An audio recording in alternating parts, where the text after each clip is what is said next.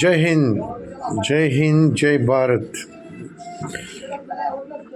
Dear friends, పెద్దవాళ్ళు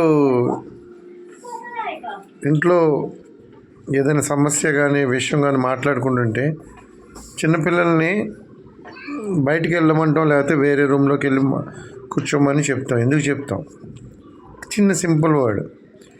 అది నేను ఒక ఫ్రెండ్స్తో షేర్ చేయదలుచుకున్నాను.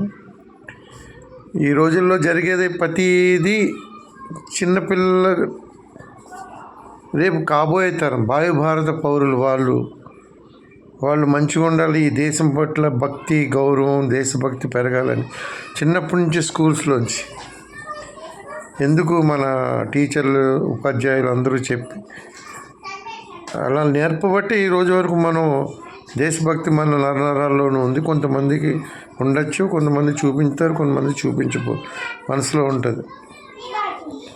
థర్డ్ పర్సన్స్ గురించి నేను మాట్లాడదలుచుకోలేదు, దేశభక్తి లేని వాళ్ళ గురించి.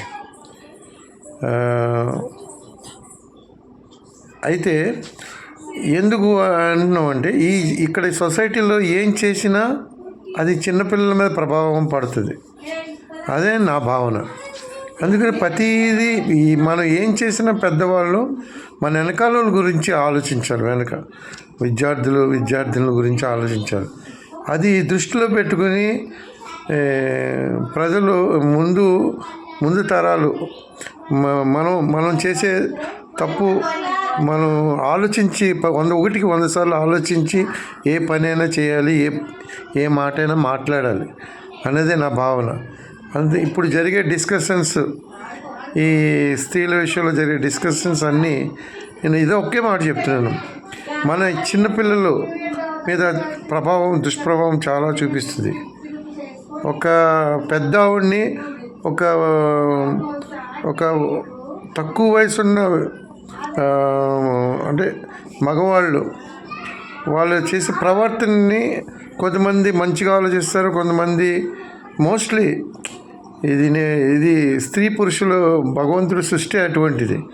ఒక స్త్రీని ఒక పురుషుడు ప్రతి ఆకర్షణలో జరుగుతూ ఉంటాయి, స్పందనలు. ఇది ఖచ్చితంగా ఇది అందరూ నమ్మాల్సిందే. ఎవరో చూసి నేను ఆవిడని అలా అనుకోలేదు, అలా ఊహించలేదు, అలా చూడలేదు అని అంటాం అన్నది రైట్ కాదు. మనం మనుషులు ఉప్పుకారం తింటున్నాం కాబట్టి కరెక్ట్ నిజం మాట్లాడాలి. ఆ ప్రభావం చిన్నపిల్లల మీద చూపిస్తుంది. కాబట్టి ప్రతి ఒక్క మనిషి, మగవాడు కానీ ఆడది కానీ ఆలోచించి ఏది పనైనా చెయ్యాలి అనేది నా భావన. Thank you. జై హింద్. మళ్ళీ కలుద్దాం.